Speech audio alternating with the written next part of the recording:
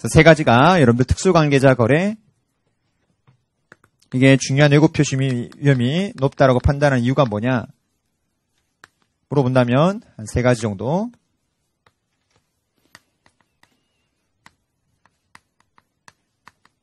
복잡성, 그 다음에 금액이 크죠.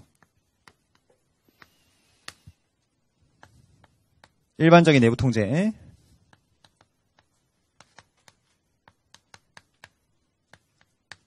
효과적이지 않을 수 있다는 거죠. 그 다음에 비정상적인 어떤 거래 조건으로 이루어지는 케이스가 많기 때문에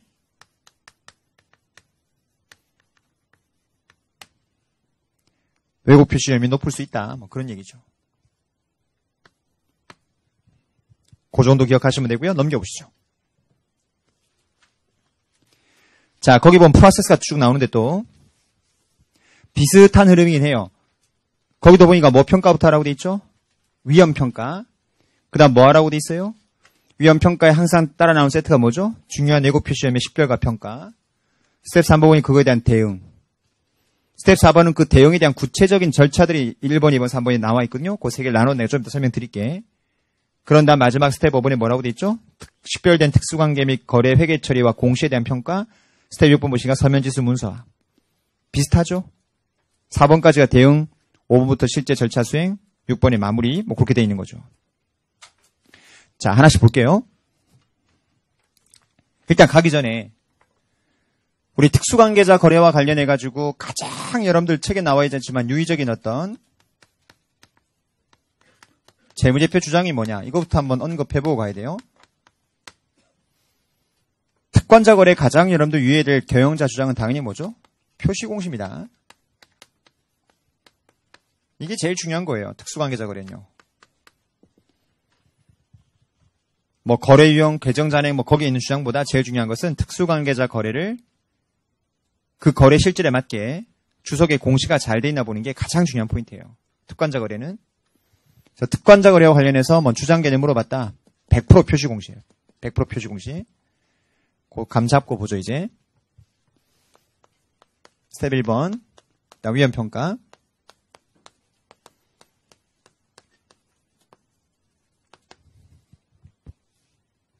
자, 왼쪽에 스텝 1 보시면 위험평가 절차와 관련 활동이 나와 있을 겁니다. 보니 크게 몇 가지가 있나 보세요. 세 가지 절차를 하라고 돼 있죠. 위험평가할 때 이런 것들을 파악하라고 돼 있고 정보 입수 절차라고 돼 있으면서 세 가지가 나옵니다. 기본적으로 감사인이 위험평가하려면 여러분들 뭐부터 파악해야 되겠어요? 여러분, 특수관계자 거래에 대한 감사 절차예요. 그럼 뭐가 있는지부터 봐야 돼. 회사가 특관자가 거의 없어. 계열사가 하나도 없는 거야. 그리고 뭐 주주도 뭐 대표이사가 일부 주주가 있고 전부 뭐다 불특정 다수가 지분을 들고 있는 회사래. 그럼 특관자가 거의 없는 거죠. 그럼 특관자 거래에 대한 위험이 없는 회사입니다. 그럼 특관자 거래에 대한 위험을 판단해 보려면 뭐가 있는지부터 파악해야 되겠어요. 이 회사에 특수관계자 누가 있는지. 그냥 특수관계자는 많은데 거래가 없어. 그러면 아무 문제가 없지. 결국은 특수관계자가 누가 있나 파악해야 되고 특수관계자와 거래가 뭐가 있나 파악해야지만 위험평가 이루어질 수 있겠죠. 아까 우리 회계 추정에 대한 위험평가도 뭐였어요? 일단 회계 추정이 개입되는 계정이 뭐가 있느냐. 그 다음 공시해야 되는 뭔가 재무보고책 요구사항이 있느냐, 이 회사는. 그것도 파악해. 그게 고위험이죠, 고위험. 그럼 그게 파악되고 나면 그 다음 뭘 파악해야 돼요? 그 리스크를 줄이기 위해서 경영자는 어떻게 내부 통제 프로세스를 또 갖추고 있느냐. 그런 흐름으로 가는 거거든요. 그래서 왼쪽 처음에 나오는 박스는 결국 뭘 파악하기 위한 거냐? 특수관계자와 특수관계자 거래를 파악하는 소리예요, 결국은. 위험평가를 하려면은. 그래서 리스크 어세스먼트의 가장 중요한 포인트는 특수관계자가 누가 있고 플러스 특수관계자와의 거래가 뭐가 있는지 그거 파악해보라는 거군요. 위험평가에서 가장 중요한 포인트죠. 그럼 뭐가 나오겠어요? 그거에 대한 방법론이 나오겠죠. 그 방법론이 왼쪽에 몇 가지가 있다? 세 가지가 있다는 거예요. 그럼 반대로 물어볼 수도 있어. 위험평가할 때 감사인이 뭐다? 특수관계자 거래 위험평가하기 위해서 수행해야 될 절차를 서술하시라고 한다면 그 왼쪽 세 개를 쓸 수 있어야 돼. 그럼 시험 문제 딱 만났어. 특수관계자 및 특수관계자 거래 관련 위험평가 절차에서 감사인이 수행해야 될 절차 뭐냐? 아, 그 말은 특수관계자 및 특수관계자 거래를 파악하기 위해서 어떤 절차 하라고 하는 문제구나. 그렇게 감 잡으시면 되는 거지. 그럼 나와요. 특수관계자를 파악하고 싶어. 여러분 어떻게 하면 될까? 물어봐야지. 일단 어떤 특수관계자가 있고 어떤 특수관계자 거래인지 일단 물어보는 게 일단 우선이겠죠. 그래서 왼쪽 봐요. 1번에 기업의 특수관계 및 그 거래 이해라고 적혀 있잖아요. 그래서 밑에 뭐라고 적혀 있나 보자. 감사인은 감사 대상 회사의 특수관계 및 그 거래 이해를 위해서 경영진한테 뭐다 다음 사항에 대해서 질문한다고 돼 있잖아요. 오른쪽 위에 박스 질문한 내용까지 몰라도 상관없다. 일단 특수관계자 및 특수관계자 거래된 경영진한테 질문을 통해서 일단 위험평가 시작되는 거죠. 그 말만 기억하면 되는 거야. 그래서 첫 번째가 경영진한테 물어보는 겁니다. 무엇에 대해서? 이 내용에 대해서. 질문?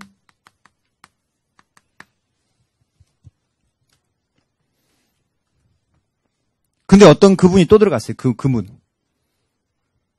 그 이상한 분. 이게 막 또 필이 꽂히는 거야. 오른쪽 위에 박스가. 야, 보니까 이것도 중요하지 않게 넘어가는데, 애들 공부 안 할 것 같은데, 이거 하면 내면 또 자리어지겠지? 하고 내는 거야. 사이코가. 그럼 봐. 무엇을 물어볼 거냐 또 이렇게 던지는 거야. 그럼 여러분들 거기 공난 피워놓을래? 썰 푸는 거지. 특수관계자하고 특수관계자 거래에 대해서 뭐다? 물어본다 쓰면 되는 거지. 아니야, 거기 보면 특수관계자들의 신원을 물어본대. 특수관계자들 간의 거래 관계 성격을 물어본대. 그 다음 특수관계자 거래가 체결됐나 물어본대. 똑같은 거 아니야, 이게. 그게 외운 게 아니에요. 그게 결국 뭐 물어보는 거야? 특수관계자가 누가 있고, 특수관계자는 어떤 거래가 있으나 물어본다는 내용이기 때문에 박스라고 다 여러분들 외우면 안 돼요. 그나마 이 박스가 적게 친 겁니다. 다른 책도 보시면 박스가 거의 모든 게 박스예요. 그 박스가 쳐져 있으면 사람이, 와, 이거 외워야 되는 거 아니야? 너무 무채비하게 박스가 많아요, 지금 책들이. 물론 이 책도 거의 그런데. 그러니까 수험생이 입장에, 아이, 뭐야, 또 박스야, 이거 뭐 좀, 근데 문제는 서술형이 이렇게 돼 있으면 더 보기 힘들어, 또 이게.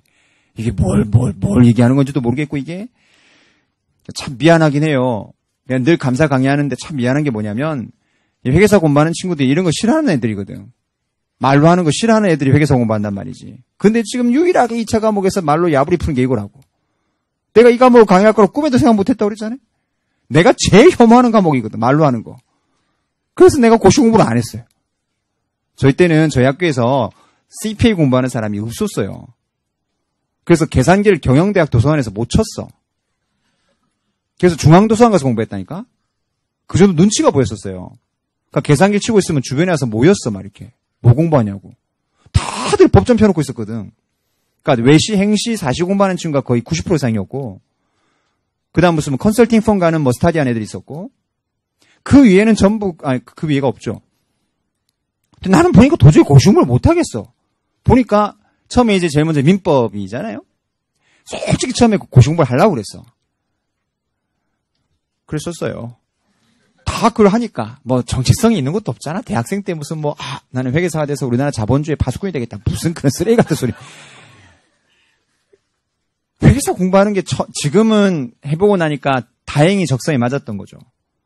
그러니까 사람이 내가 늘 말하지만 고등학생들한테 적성을 맞춰서 뭐 대학 진로를 결정하라고? 적성하라 지금 여러분? 지금 하면서도 적성이 뭔지 모르겠잖아요. 지금 대학생들이 다 지금 이게 졸업하고 지금 대학교 4년 5년 지나도 이 길이 맞나? 맨날 공부하면서도 고민하지.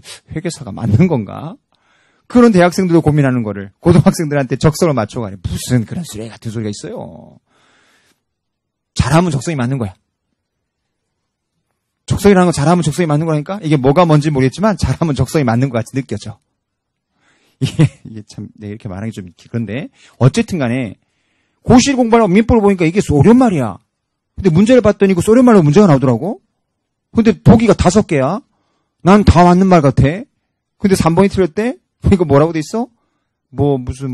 간주한다, 추정한다. 난 그것도 몰랐거든? 같은 말 아니야? 간주, 추정? 뭐야, 이거? 이 병신 같은 과목 아니야, 이거? 근데 그걸 써야 된다고 2차 때? 우와! 하면서 내가 딱 한 달 공부하고, 아니구나. 그나마 민법은 괜찮다. 헌법을 보게 되면, 우리 회계감사 공부한 느낌이야. 정말 추상적이다. 무슨 권력 통치기구가 어떤데 하면서 막 나오는데, 무슨 학자도 막 나와, 학자도. 헌법 이론이 있으면서 학자들이 막 나온다? 학자들이 말한 그 야부리가 다 그 말이 저 말이고 저 말이 이 말이고 옛날 그 윤리 공부할 때. 여러분 고등학교 윤리 공부할 때 철학자들 막 나오잖아요. 이해했어? 뭔 말인지 모르겠지. 그냥 어쨌든 착하게 살아는 거야. 이게 뭔가? 뭔 말인지 모르고 막 외웠었지. 나도 그랬던 것 같으니까. 그렇게 싫어하는 사람들이 통상 이 공부를 한다고. 대학교 때 보통 뭐 싫어하는? 인사관리 싫어하고, 전략 이런 거 싫어하는 친구들. 마케팅. 공부하긴 편한데 공부할 때 되게 힘들죠 이거. 재밌었어? 인사관리 조직행위론? 그 정말 추상적이잖아요. 그냥 뭐 동기부여를 시켜야 되는데 하면서 뭐 프로이드가 나오고 무슨 뭐 돈 많이 주면 되거든요. 인사관리는요 별게 없어요. 휴가 많이 주고 돈 많이 주면 돼. 그거를 풀어갖고 막 쓰는 거지 인사관리를. 그래서 400페이지를 막 500페이지 책 쓰는 거 보면 용해 죽겠어요. 결국 그거잖아. 동기부여. 참. 자본주의 경제 동기부여가 뭐가 있겠어요. 그렇잖아요. 휴가 많이 주고 돈 많이 주면 다 동기부여 돼. 지금 우리 시즌에 뛰는 애들이 왜 지금 이 힘든 시즌을 뛰고 있겠습니까? 일주일 막 열을 치고 있는 이유가 뭐겠어요? 끝나면 스페셜이 나오니까. 열심히 하는 걸 보여줘야 스페셜이 더 나오니까. 그리고 또 끝나고 나면 일주일 휴가를 주니까. 그죠? 공식적인 휴가 별도로 주거든요. 빅펌은 그렇게 안 줘요. 빅펌은 한 이틀 정도. 근데 로컬 한 일주일 주죠. 푹 쉬라고. 그거 보고 달려가는 거거든. 응? 그게 보이니까 가는 거지. 시즌 끝나도 스페셜 없대. 시즌 끝나면 다시 M&A 용역이 투입된대. 빅펌이 그렇거든. 빅펌은 스페셜이 6월달쯤 나온다고. 그럼 시즌 끝나고 나서도 스페셜이 안 나와요. 근데 그때 5월달 퇴사잖아? 못 받고 퇴사하는 거지. 그래서 보통 퇴사 그 시기에 거의 없어요. 그때 사람들 퇴사율이 거의 제로야. 저도 7월 초에 퇴사했거든요. 그럼 뭐 사람이 그거 당연한 거 아니겠어요? 런던 같은 퇴사하겠어? 그렇게 힘들게 고생했는데 받고 가야지. 그 사람이 어쩔 수 없어요. 뭐 그런 거를 싫어하는 말로 쓰는 거, 만연체 이런 거 싫어하는 친구들. 딱딱 뭔가 딱 클리어하고 답이 딱 나오고 뭔가. 그래서 어제 어떤 분 질문하셨는데 회계감사 플로우를 들고 와서 내가 뭐라고 그랬잖아요. 회계감사라는 게 1, 2, 3, 4, 5로 숫자를 배려하시는 게 아니다. 그래서 지금 그 친구는 이제 그렇게 머리가 오르가나이즈 됐으니까 보통 다 그럴 거야. 지금 감사 공부하면 이 절차는 과연 어느 절차 뒤에 하는 거냐? 어느 절차 앞에 있는 거냐? 그러면 내가 할 말이 없는 거야, 솔직히. 왜? 감사 계획 전 단계 하는 모든 절차는 이게 막 오버랩이 되는 거거든. 강의를 하기 위해서 어차피 전반 감사 전략, 왜? 기준에 그렇게 써 있으니까. 5주 가면 우리 QC 담당 실장이 나한테 전화가 왔어. 전반 감사 전략과 감사 계획 차이가 뭐냐고. 회계 감사 20년 했던 친구가 전화가 와서 전반 감사 전략과 감사 계획 차이가 뭐예요? 내 동기인데? 그거? 전반 감사 전략이란. 하면서 나는 책을 읽어주면 책 말고 신문에서 어떻게 하냐고. 같은 거지 신문은. 신문에서 구분이 안 돼 실제. 전반 감사 전략, 감사 계획. 비슷하거든 이게. 근데 우리는 수업 목적이다 보니까 막 끊어서 가야 돼. 끊어서 이렇게 가야 될 수밖에 없으니까. 그래서 10만 회계사들은 여러분들 감사 기준 전혀 몰라요. 그냥 감사 계획이야. 위험평가, 통제 테스트 뭐 하면서 위험평가의 기업과 기업 환경에 대한 이해, 내부 통제에 대한 이해 하면서 내부 통제는 고위험 판단한 다음에 통제 평가? 아니, 같이 파악이 돼. 그래서 우리 오죽 하면 내부 통제, 위험평가와 통제 테스트 실전차가 동시에 되는 경우도 있단 말이 쓱 나오잖아요. 감사 기준도 미안한 거야. 하나씩 말하지만 이거 같이 할 수 있다? 살짝 진행하는 거지 이게. 그러니까 이게 순서를 탁탁탁 배치가 너무 힘든 거예요. 그래서 질문하신 분이 이건 언제 하는 거냐? 전반 감사 전략 때는 위험평가를 하는 겁니까? 위험평가는 감사 계획, 계약 수임 전에도 하는 거예요, 위험평가는. 그잖아? 위험 있으면 계약 안 하는 거니까. 그 위험평가가 언제 되는 건가요? 이렇게 물어보게 되면, 내가 그랬죠. 그러면 감사 못해. 위험평가는 다. 전체다. 계획은 어떻게 수립하는 건가요? 다. 실증 절차 가서도 뭔가 판단이 바뀔 수 있다고 그랬잖아요, 이게. 그러니까 이게 뭔가 이렇게 칼로 탁탁 끊어서 여러분들은 번호를 매겨가면서 숫자를 딱딱 내는 걸 좋아하는 스타일들의 어떤 성향 가지고 있는 분들이 공부를 하는 게 회계사 공부인데, 저도 그랬었으니까. 그러니까 감사 공부할 때가 제일 힘들어요, 이게.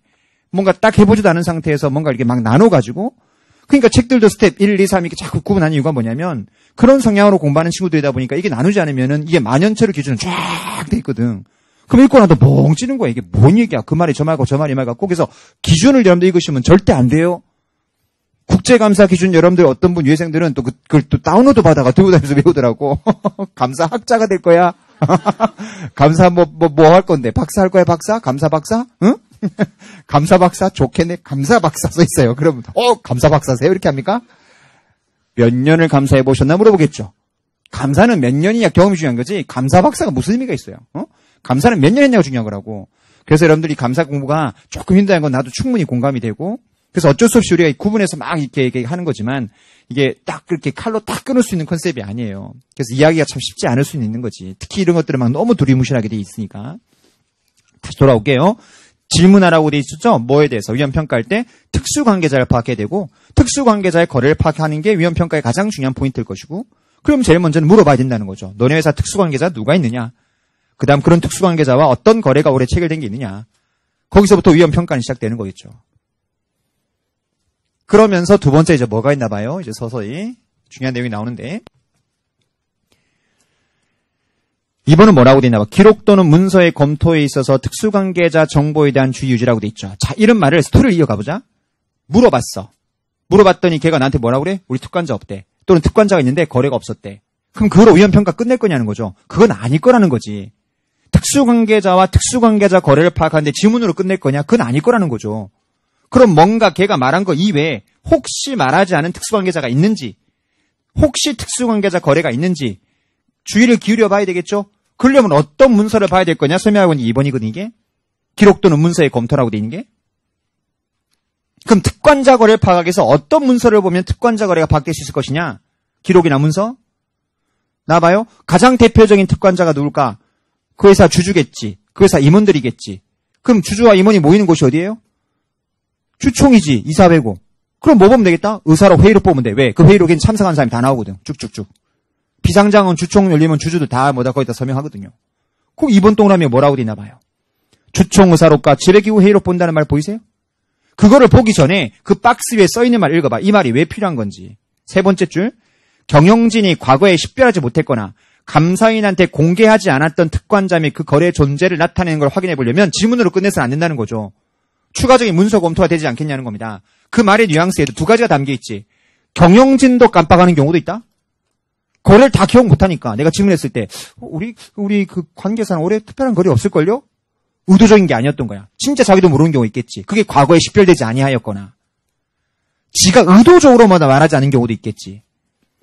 그죠? 두 가지 의미가 담겨 있는 겁니다. 경영진이 나한테 질문 답변에 대한 게 깜빡하고 말하지 않은 경우도 있을 거고 의도적으로 숨기는 경우도 있을 거고 그런 경우가 있다 보니 특수관계자와 거래 파악하기 위해서는 뭘 뒤져보라고? 혹시 회의록 있나 찾아보라는 거지. 그 회의록을 보게 되면 특수관계자 파악만 되는 게 아니고 거래도 파악할 수 있어요. 왜?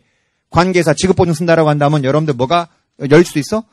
이사회에서 논의가 될 수도 있겠지. 그럼 거기 뭐 관계사 지급보증권에 관한 회의 뭐 이게 나오겠죠. 제목이. 이번이 그런 얘기가 담겨 있는 거죠. 그리고 가장 여러분들 특수관계자 거래사 많이 하는 게 우리 계열사끼리 뭐 하는 거죠? 지급보증 쓰는 거죠. 지급보증 뭘 띄우면 확인할 수 있어. 은행조에서. 띄우면 딱 나오잖아. 관계사끼리 거래 없대? 봤더니 조에서 띄웠더니 뭐가 나와? 계열사한테 지급보증 쓴 게 있는 거야. 보증 썼네요. 아차, 회사 말 안 했구나. 그거 해외자에서 돈 빌리는데 우리가 보증 썼어요. 나오겠죠, 이게? 그 다음에 특수관계자끼리 거래하게 되면 법률적인 이슈가 되게 많이 생긴다고. 세법상 이슈도 생기겠죠? 그 다음 공정거래법 이슈 생기고. 그럼 변호사한테 물어봐. 혹시 그 법률적인 이슈 있나요? 우리 공정거래법에서 뭐 답합 이슈가 있나요? 물어보겠지. 그럼 뭘 보는 것도 없는데 특관자 거래에 있었다는 걸 파악할 수 있을까? 법률 문서 관련된 거, 외부 법률 고문하고 커뮤니케이션 서류 같은 거. 그래서 일본에 아마 그 내용도 있을걸? 법률 문제에 관련된 확인서라고 되는 게 바로 그런 겁니다. 그게 무슨 말이냐면 결국 아까 말했다시피 특수관계자랑 거래하게 되면 법률적인 이슈가 많이 생기기 때문에 그런 법률 자문 같은 걸 받아보거든요, 회사가. 그럼 그 자문 받았던 거에 대한 이메일 주고받은 거라든지 뭐 내가 서비스 받은 거에 대한 뭐 계약서 내용이라든지 이런 거 보게 되면 아, 요런 특관자 거래가 있었구나 파악할 수도 있겠죠. 1번, 2번이 그런 취지의 어떤 문장이에요. 그 질문을 통해서 파악이 안 됐던 거를 확인하는 절차죠. 그러기 위해서 기록이나 문서를 보래. 거기에 얘가 뭐가 있다는 것을 기억하는 거죠. 지급보증 관련해서 가장 대표적인 문서 검사가 은행조회서죠. 그 다음에 지배기구 회의록이나 주총의사록 같은 거.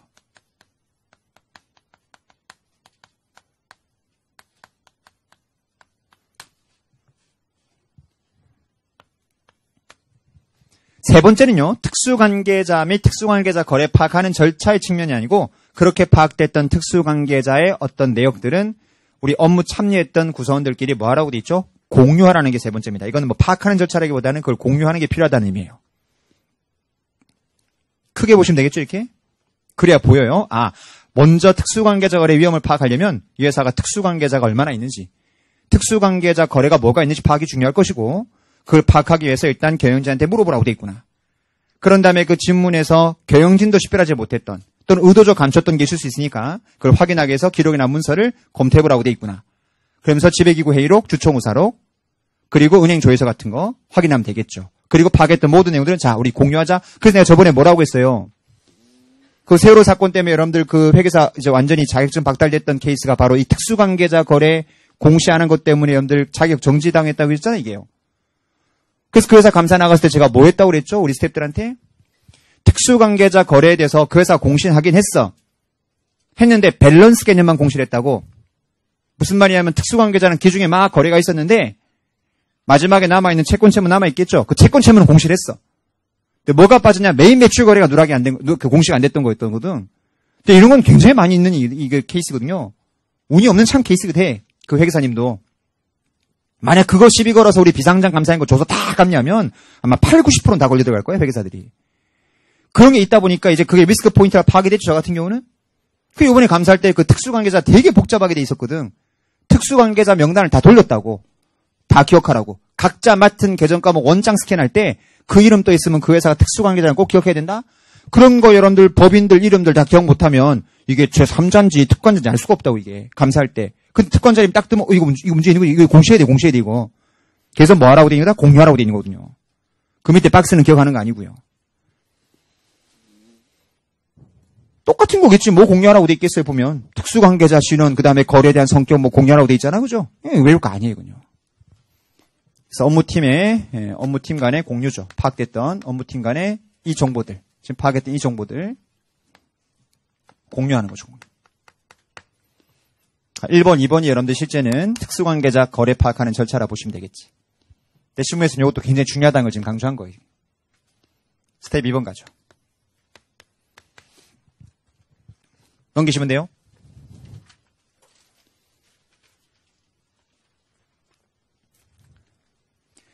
자, 외우는 걸 잘 소팅해 줄 테니까 봐요. 네, 스텝 2번하고 3번은 외울 거 없어요. 대신에 스텝 4번하고 여러분들 여기 있는 스텝 6번이 더 중요합니다. 알겠죠? 네, 스텝 4번, 그 다음에, 네, 스텝 4번하고 6번이네요.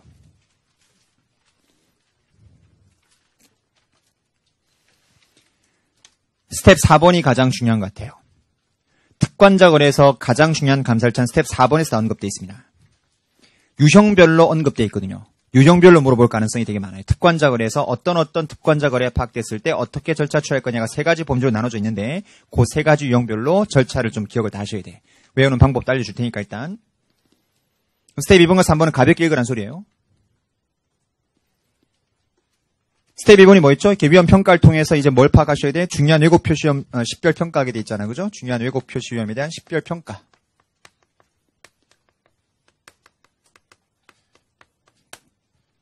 특관자 거래가 파악됐다고 무조건 뭐다? 이게 중요한 왜곡 표시 가능성이 있는 건 아니니까. 일단 위험 평가 절차 통해서 어떤 특수관계자가 있는지, 그 다음 특수관계자와 어떤 거래가 있나 파악을 했습니다. 그럼 파악된 과연 그 특수관계자 거래가 중요한 왜곡 표시위험을 야기시킬 수 있는지 판단하기 위해서는 그게 정상적이래. 굉장히 정상적인 조건으로 정상적 거래 활동이 이루어진 거래. 그럼 RMM이 아니겠죠? 근데 반대로 어떤 케이스라면? 거기 나오죠. 위에 세 번째 줄. 해당 기업의 정상적인 사업 과정을 벗어난 특수관계자와 유의적 거래가 판단되는 것은 유의적 기업을 발생시키는 것으로 다뤄야 된다라고 돼 있죠.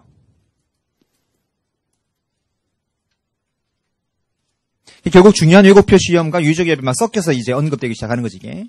네, 어쨌든 중요한 왜곡 표시 위험, 유의적 기업을 판단되는 케이스는 정상적인 사업 과정에서 벗어난 거래. 그런 거래가 중요한 왜곡 표시 위험 또는 유의적 기업이 있는 거로 본다라고 돼 있죠.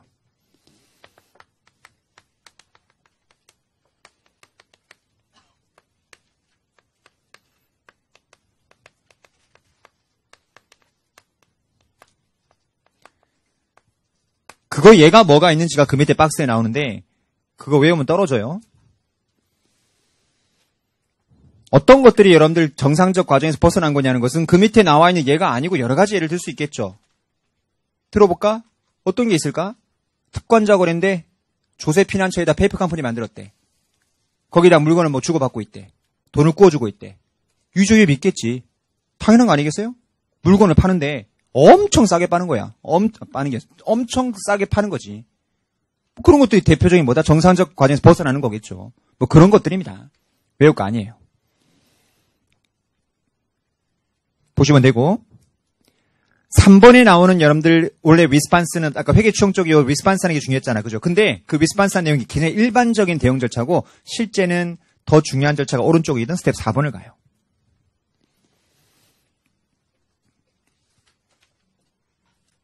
유형별로 어떻게 대응할 거냐가 나와 있는데 그거를 기억하는 게 더 중요합니다. 특권자 거래에 대해서 어떻게 내가 추가로 어떻게 대응할 거냐에 대한 내용 스텝 4번을 접근하는데 크게 캐테고리 몇 개 있어요? 3개 있죠. 평가에서 그냥 스텝 3번은 넘어가고 스텝 4번으로 바로 가요. 구체적인 대응인데 또는 추가적인 대응인데 일반적인 대응은 왼쪽에 있는데 일반적 대응 절차보다는 구체적인 추가적인 대응 절차를 기억하는 게 더 중요한 것 같아요.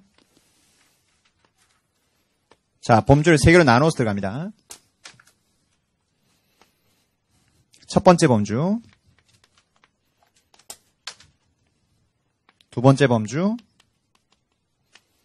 그 다음 세 번째 범주.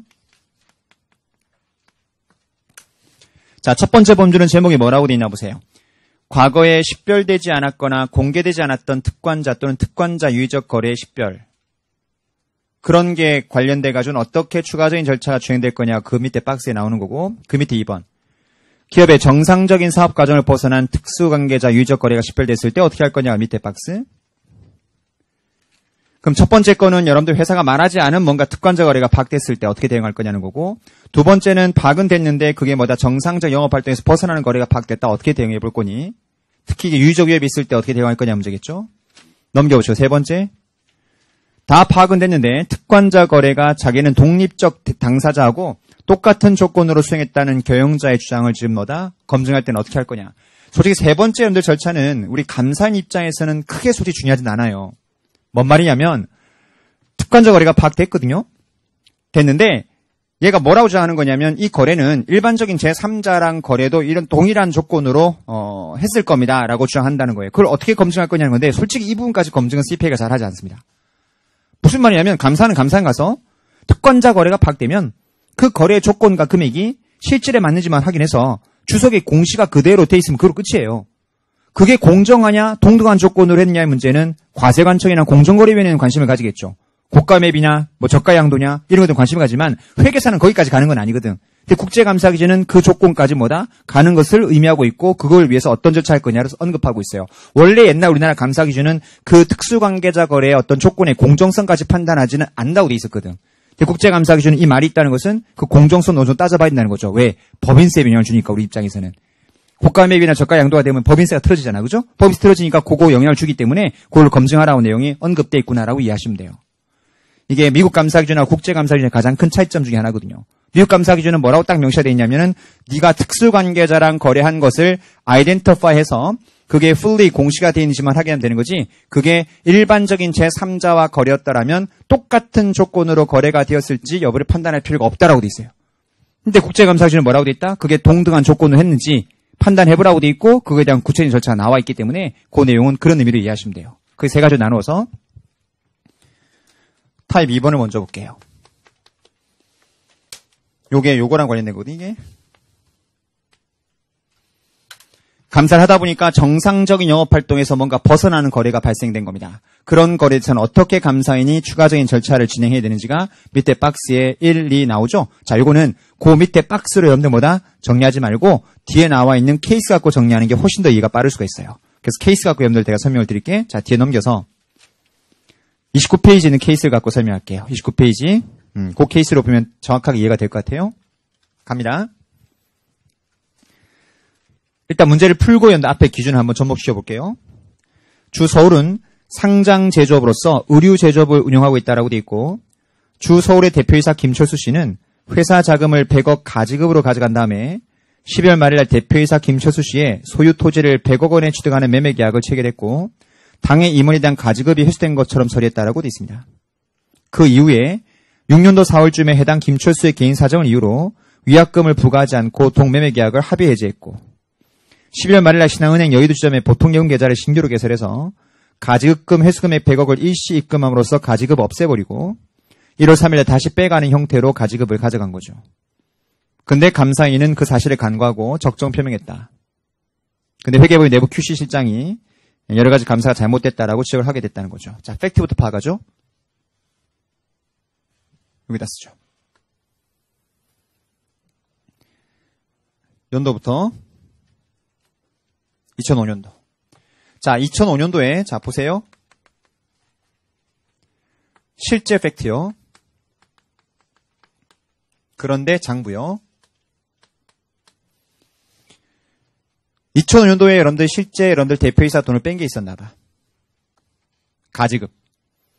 그럼 갭상은 여러분들 뭐가 써야 돼요? 현금 잡고 대표이사 대여금이죠. 또는 불법행위 대여금, 불법행위 미수금.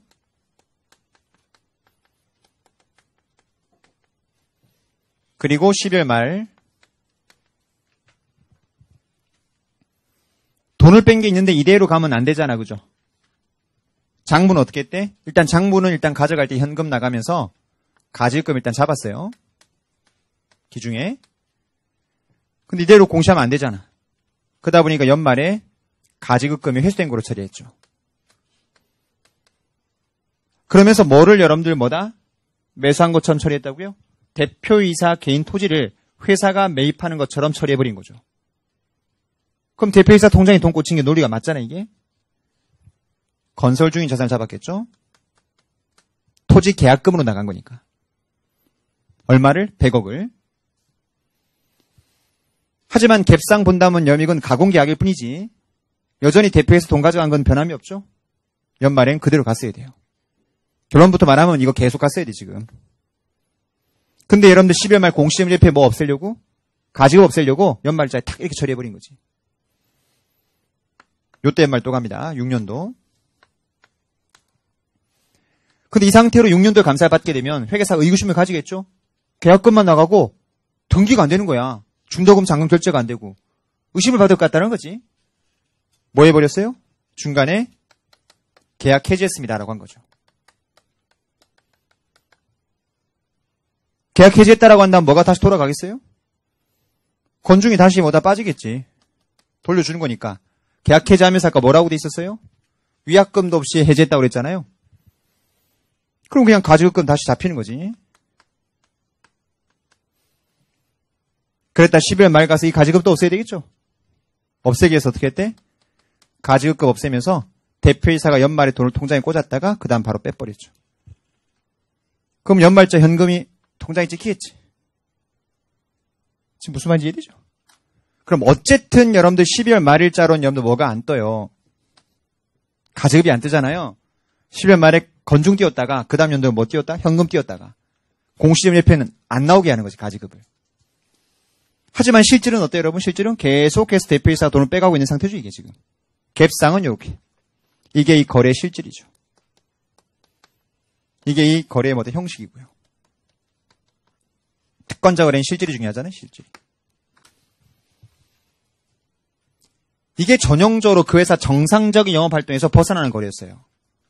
왜 이 사례가 지금 여러분들 보시면 자세히는 안 나지만 제조업인데 토지를 매수할 이유가 없는 회사였거든. 근데 갑자기 대표이사는 토지를 매수한다? 이게 전형적인 정상적인 영업활동에서 벗어나는 거래가 발견된 거죠 이게. 자 일단 문제 풀고 앞에 갈게요. 1번은 뭐라고 되나 봐요. 위와 같은 상황에서 12월 말 시점에서 재무제표에 존재하는 왜곡 표시가 뭐냐라는 겁니다. 우리 많이 봤던 거. 2006년도 말요. 6년도 요 시점. 요 말 시점에서 재무제표가 어떤 게 어우러졌냐는 거죠. 현금. 통장에 꽂혀있지만 뭐다 이 현금은 실제 현금이 아니에요.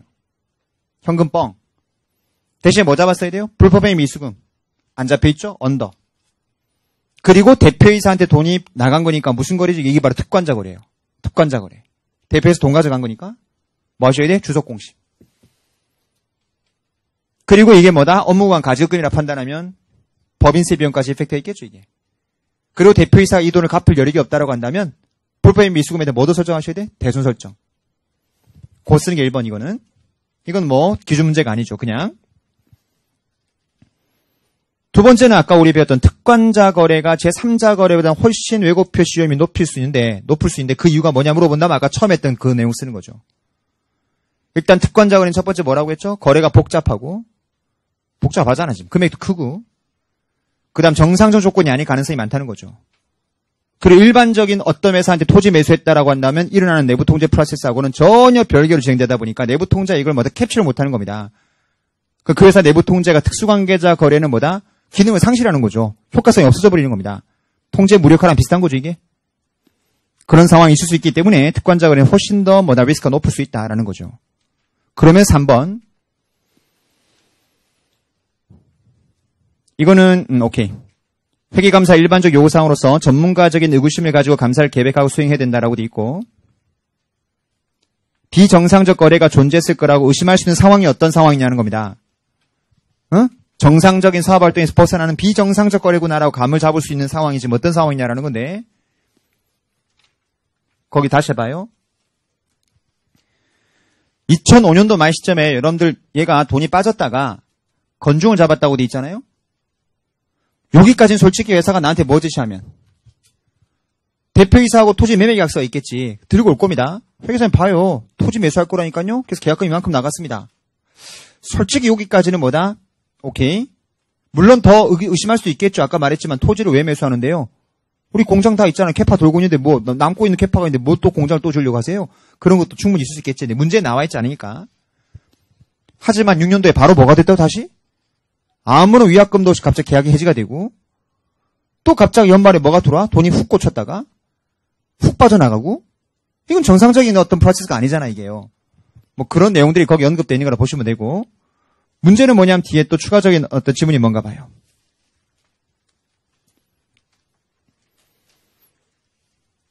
이런 정상적인 여러분들 뭐다?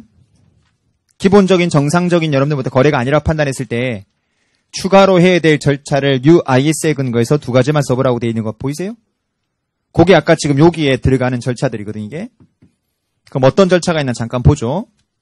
거기 여러분들 풀이 말고 앞으로 이제 백 해봐요. 그 상황을 알고 이제 앞에 가서 보라고. 27페이지 앞에.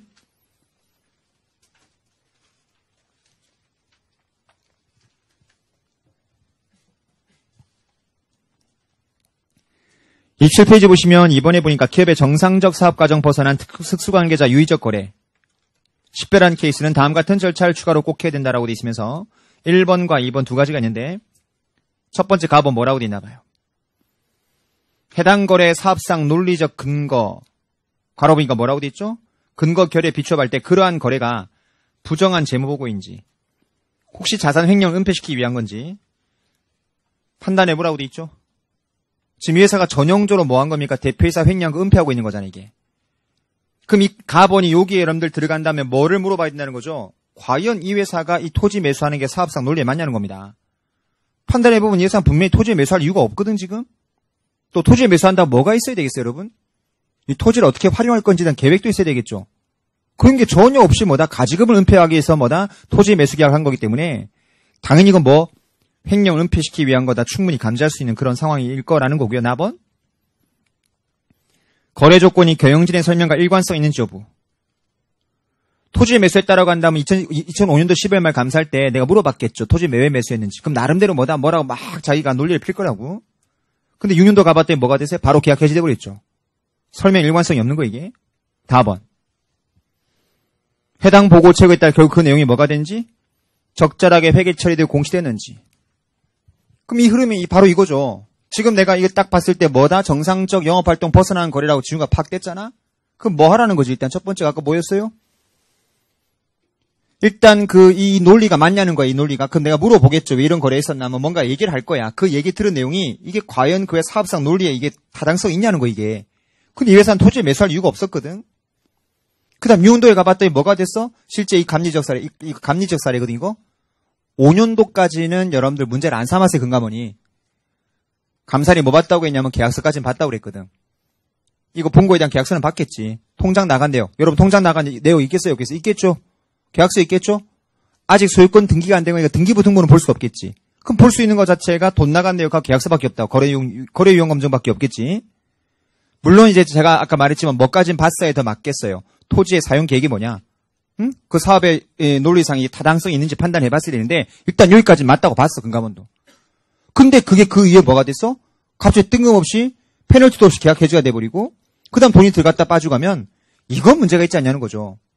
그래서 이번에 그 얘기하면 나번에 경영자에 설명하고 이게 논리 일관성 있냐라는 겁니다. 분명히 작년에 토지 매수해서 공장 짓겠다고 했는데 갑자기 계약 해지가 돼 있어? 이건 일관성이 없다는 거지. 그러면 어떻게? 요렇게 지금 돼 있지만 재무보고 체계에 맞출 때는 요렇게 뭐다? 해야 된다는 걸 확인해 봐야 된다는 거죠. 그게 답은 얘기지, 이게. 케이스에 집어넣고 그 상황을 무슨 말인지 이해를 한번 해보라고. 그 다음 이번에 보니까 해당 거래가 적합하게 권한이 부여되고 승인되었다는 감사 증거를 입수한다라고 되어 있는데 그 내용은 여러분들 만약에 당연히 어떤 거래가 있었으면 그 조건과 금액이 적절한 승인을 받았나 보라는 그 의미죠, 이게. 그래서 일본의 가나다 그 내용 세 가지가 그 케이스에 집어넣으면 무슨 의미인지 논리에 맞아 떨어질 거예요. 일단 어떤 토지 거래가 있었어? 좋아. 그럼 그 사업에 뭐다 논리적 타당성이 있냐는 거야. 그리고 경영진의 어떤 설명 자체가 이게 논리적 일관성이 있는지 다 파악해서 오케이 제목의 책에 따라 어떻게 잡는 게 맞을 거냐 판단해봐야 된다. 그 소리죠, 지금 이게. 그 케이스 갖고 이번은 정리하시면 될 것 같아요. 됐죠? 그래서 거기 가나다가 중요한 내용이라 보시면 되고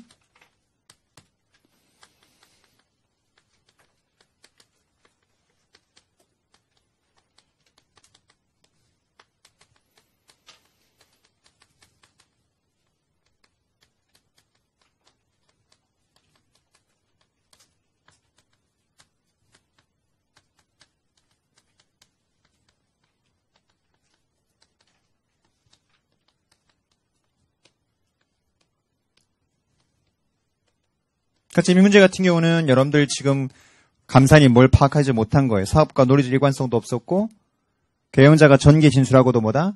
일관성이 없었고 회계 처리도 적절하게 돼 있지 않았었죠. 근데 이걸 확인 못했다 보니까 6년도에 너 잘못 감사한 거야 라고 금감원에서 지적했던 케이스가 바로 그 문제였던 거거든요. 그래서 타입 1번, 2번, 3번 중에서는 요 2번 절차가 제일 중요한 것 같아요. 왜? 정상적 사업활동에서 벗어난 특권자 거래가 무슨 위험이 있는 걸로 봤다? 유의적 위협. 여러분 이건 유의적 위협 고려할 때 있었죠?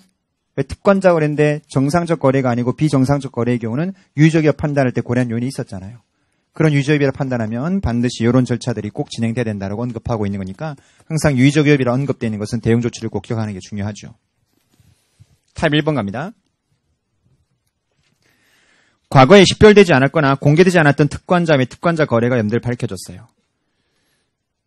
생각을 해보세요. 경영자한테 분명히 물어봤었죠. 그런데 그 경영자 답변에 그런 내용이 없었다고? 근데 추가로 파악이 된 겁니다. 그럼 결국 가면 여러분들 이게 이제 두 가지로 나눠지겠지. 경영진도 실수로 뭐다 식별이 안 된 건지 아까 말했지만 의도적으로 뭐다 나한테 말하지 않은 건지에 따라서 약간은 뭐다 어프로치가 틀려지겠죠 이게. 그 느낌이 이제 박스에 나와요. 그럼 일단 하다가 특권자 거래가 파악됐다 또는 특수관계자가 파악됐다라고 한다면 아까 뭐 하라고 했죠? 위험 평가할 때 왜 정보팀이 공유한다고 그랬잖아요. 이거 당연히 공유해야 되겠지 다시. 야 추가로 더 나왔다. 야 특수관계자 더 있다. 계열사 더 나왔다. 야 공유해야 되겠지. 공유하면서 여러분들 뭐다? 이번에 가합번 나번에 뭐라고 돼 있나 봐요? 당연히 거래가 빠져 있으니까 재무제표에 반영하라고 요구해야 되겠죠. 내가 반영하는 게 아니잖아. 재무제표는 경영자가 만드는 거니까 그럼 파악한 거 반영하세요. 근데 왜 이게 파악이 안 됐죠? 그렇게 접근하지 않겠어요, 여러분들도? 나와보니 그 얘기지? 이해됐습니까? 그 다음 3번에 뭐다? 그게 유의적 위험이 있는지 판단해갖고 추가적인 절차를 수행한다. 일반적인 내용이죠. 그런 다음에 4번은 넘어가고 5번. 만약 이게 미공개가 의도적인 거라고 한다면은 혹시 이 사람의 뭐에 대한 의구심, 정직, 성실성 의구심이 들겠죠? 그럼 다른 감사에 미치는 영향까지 판단해봐야 되겠지. 그러니까 위험 평가 단계에서 물어보고 파악했던 내용으로 파악되지 않았던 특권자 거래가 튀어나오거나 특권자가 보이면 일단 다시 뭐다 쇼잉하고 장부에 반영하라고 시키고 이거 왜 파악이 안 됐죠? 혹시 의도적으로 이거 공개하지 않은 겁니까? 이렇게 가라는 거잖아요. 그러면서 유의적인 위험이 있다 판단하면 추가적인 실증 절차 가져야 될 거고 이게. 그 내용입니다. 요거는 문제 나오면 연도 금방 판단이 될 거예요. 뭔가 위험 평가 단계에서 파악되지 않았던 특권자가 파악되거나 특권자 거래가 파악됐을 때는 어떤 추가적인 조치를 취해야 될 거냐 물어본다면 금방 이건 파악될 수 있죠. 업무팀이 그 내용에 대한 다시 정보 공유를 하셔야 될 거고 해당 거래 내역을 재무제표에 반영하라고 공고하겠죠. 그러면서 뭘 물어봐요? 왜 반영이 안 됐는지 이유를 물어보라고 돼 있었죠. 그러면서 이게 의도적이라 판단하면 감사에 미치는 시사점을 고려하라고 돼 있고 그 다음에 이거에 대한 추가적인 실증 절차를 수행하라고 돼 있죠. 파악된 거니까 다시 추가적인 절차가 들어가야 되는 건 너무나 당연하죠.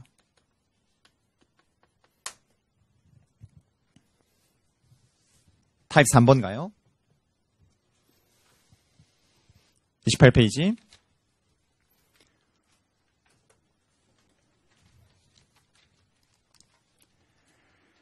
아까 세 번째 케이스는 여러분들 이것도 시험장 가면 이게 무슨 케이스인지 요거랑 딱 매핑하는데 어렵지가 않을 거예요. 분명히 뭐라고 나오겠다?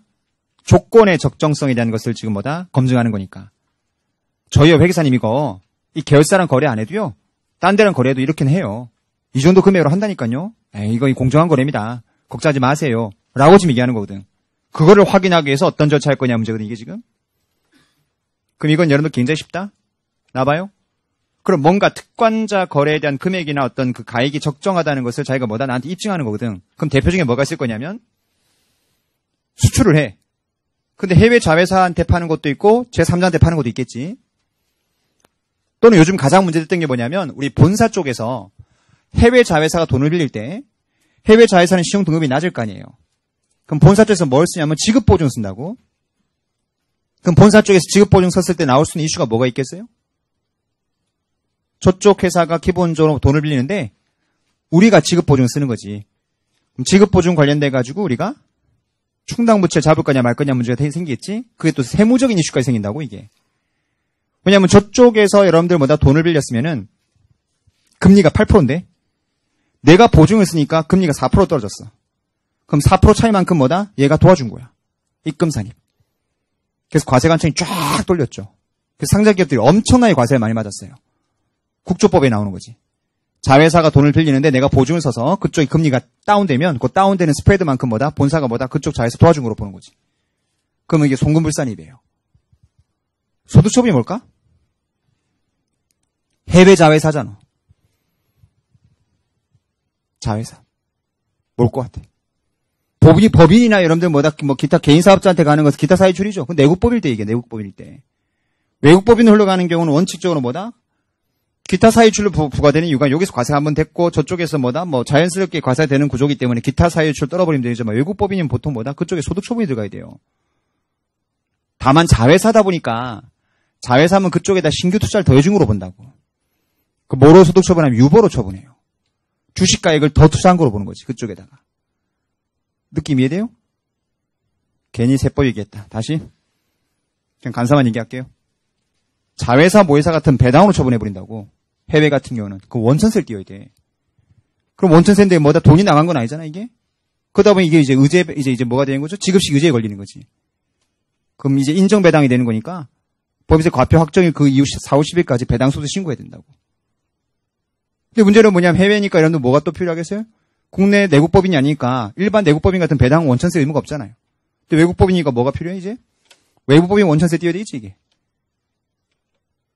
그게 신문 가면 이제 그렇게 엮이면서 여러분들 배웠던 조항들이 이제 쏟아져 나오는 게 이게요. 그냥 맹목적으로 외웠던 그 암기 내용들. 그게 조각이 쫙 붙는 거지. 이걸 이렇게 적용해야 되는구나 이게. 그럼 조세조약을 찾아봐야 되겠지? 왜? 조세조약이 먼저니까. 그게 없으면은 우리나라 무슨 조정을 찾아야 돼요? 외국법인과 비거주자에 대한 소득에 대한 원천세 세율이 나오거든. 공부 잘 아는 거, 1차 때 공부하고 덮어놓는 거, 그걸 찾아봐야 된다고 또. 어쨌든 간에, 그럼 여기 지급보증을 섰어요. 그러니까 과세관청이 세금을 쫙 부과시켰는데, 뭐가 가장 관건이었냐? 그럼 적정 이자율이 얼마냐는 거지. 내가 여기서 보증을 쓰는 바람에 얘가 다운이 됐잖아, 금리가 해외 자회사가. 그럼 우리 보증을 안 썼더라면 얼마를 빌릴 수 있을 거냐, 금리가, 적정 금리가 얼마냐. 이것 때문에 지금 조세심판원이 엄청나게 심판 청구가 들어갔어, 지금. 과세관청이 일방적으로 때렸거든. 이만큼은 부담했어야 된다, 너네가.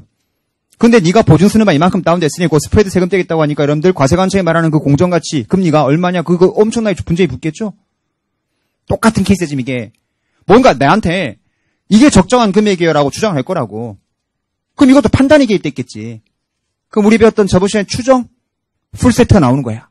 그럼 걔가 나한테 제시했던 가격 도출 방법의 타당성, 걔가 썼던 가정의 합리성, 그 다음 데이터의 신뢰성, 그거 보라는 게 거기 1, 2, 3이다 이게. 세트야 세트. 1번이 도출 방법 적합한지 보는 거지 이거. 2번이 데이터 원천 검증하고 정확성 검증하라고 돼 있죠. 3번이 가정 타당한지 보라고 돼 있죠. 이게 하나의 세트야 보통. 판단 개입되는 거 뭔가 숫자 검증하는 숫자 나오면 항상 이게 세트야. 도출 방법, 가정 데이터, 타당성, 합리성, 신뢰성 이런 거. 어렵지 않죠 이건요. 어차피 이것도 지네가 공정가치입니다라고 주장하는 거니까. 이게 공정한 가치예요. 그러니까 공정가치 우리 감사 절차에 기본 내용이 들어가는 거지 이게. 그래서 세 가지 보라고 돼 있는 거지 이게.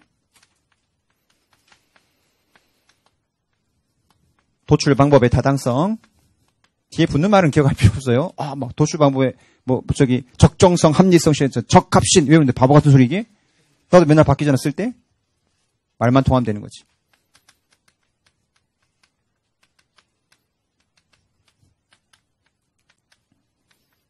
이런 거를 보라고 돼 있는 거죠. 그래서 특관자 거래의 구체적인 대응 절차, 타입별로 여러분들 절차 대응을 기억하시고, 특히 두 번째 타입, 특히 이게 유의적 위협이 있는 케이스라고 언급돼 있으니까 요 세 가지를 기억하는 게 제일 중요한 것 같아요. 너무 미안한데 왼쪽에 여러분들 26페이지.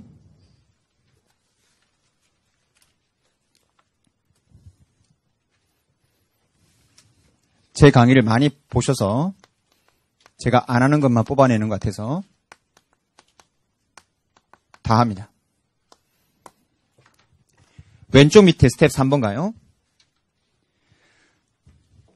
스텝 3번은 그냥 특수관계자 거래돼서 중요한 왜곡 표시임이 파악됐을 때 그 중요한 왜곡 표시임이 있다 판단되는 특수관계자 거래돼서 일반적으로 어떻게 대응할래 물어보는 게 이 왼쪽 일반적 대응 절차. 오른쪽은 뭐다? 구체적인 대응 절차들이 나오는 거고요. 특관자 거래에 스페시픽한 리스크별로. 왼쪽에 다 기억하지 말고 1번, 2번 정도만. 1번에 보니까 여러분들 중간에 개입된 여러분들 제3자한테 확인하거나 토의한다는 말 찾았어요? 그 다음 두 번째 보니까 특수관계자 거래 목적, 조건, 금액 확인한다는 말 보이세요? 요렇게 기억하자고. 생각해봐. 여러분, 나 좀 보세요. 걔 내가 이 말을 그냥 쓴 게 아니거든? 우리가 특수관계자 거래에 대해서 해야 될 가장 중요한 건 뭐야? 그 거래의 실질을 잘 파악해서 그게 주석의 공시가 잘 되나 보면 되는 거거든. 근데 공시할 땐 여러분들 특수관계자랑 거래 있었어요? 이렇게 공시하는 건 아니죠? 어떤 특수관계자와 어떤 거래를 했습니다. 어떤 조건으로 얼마만큼 이렇게 공시하는 거거든. 그럼 일단 여러분들 표시 공시가 잘 되나 보는 게 가장 주된 주장이니까 일반적으로 특수관계자 거래에 대해서 네가 일단 위험이 있다 판단되는 거래에 대해서는 일단은 공시를 해야 되기 때문에 그 거래가 어떤 거래인지부터 이해가 돼줘야 되겠죠. 왜? 실질 그대로 공시해야 되는 거니까. 목적 이해. 그 다음 그 특수관계자 거래의 조건과 금액을 공시해야 되거든. 그럼 조건 금액이 얼마인지 확인해 봐야 되겠지. 그러면서 그 조건 금액이 맞는지 확인하려면은 그 거래에 개입된 두 사람 사이 거래가 아닌 제3자 개입. 예를 들어서 은행한테 지급보증 썼다라고 한다면 은행이 중간에 개입되겠죠 이게. 아까 말했지만 특수관계자 거래하다 보면 리스크 있으니까 법무팀한테 법무부인한테 의뢰한 거 있겠죠. 그런 것들 확인해가지고 조건 금액 맞는지 확인하는 거거든. 결국은 거래에 대한 목적을 이해하고 그에 따른 조건과 금액을 확인해보라고 되어 있는 겁니다. 다만 이 조건과 금액을 확인할 때 특수관계자 가지고 있는 데이터만 보게 되면 신뢰성이 떨어지겠지. 어차피 지네들 간이 거래니까. 그러니까 그 거래에 개입된 제3자, 중개인 한테도 확인해보라는 겁니다. 이 조건 금액이 맞는지. 거기에 들어간 제3자가 누구라고? 대표적인 게 은행, 법무부인 같은 데가 있겠죠. 여기 일반적인 어떤 절차, 특수관계자에 대한 중요한 왜곡 표시임이 판단되는 거래에 대해서는 일단 그 거래를 이해하고 조건 금액 확인한 다음에 제3자한테 물어봐서 이 조건 금액이 실질에 맞는지 오케이 컨펌 정도 하면 된다. 그 1번, 2번이거든요 이게.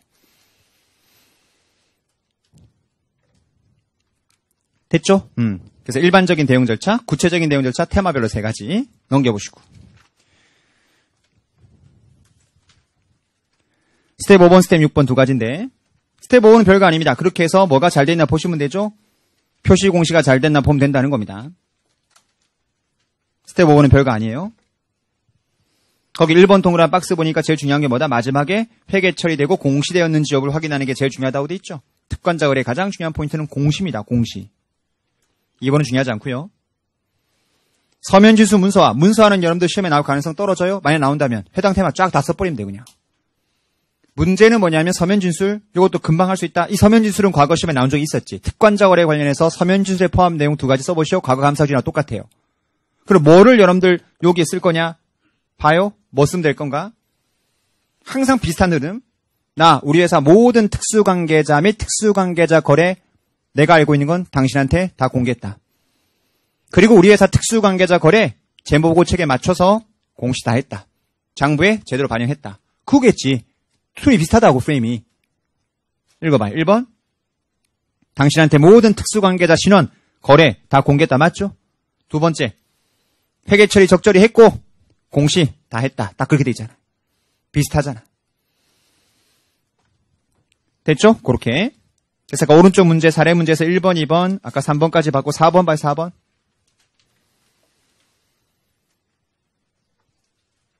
감사인은 위험을 평가하는 과정에서 특수관계자 및 거래를 파악하기 위해서 여러 가지 절차를 수행하도록 UIS는 요구하고 있다. 다시 문장이 뭐라고? 위험 평가하는 과정에서 특관자 거래는 특수관계자 거래 파악이 제일 중요하잖아요. 그죠? 그 파악할 때 해야 될 절차 뭐가 있냐는 거지.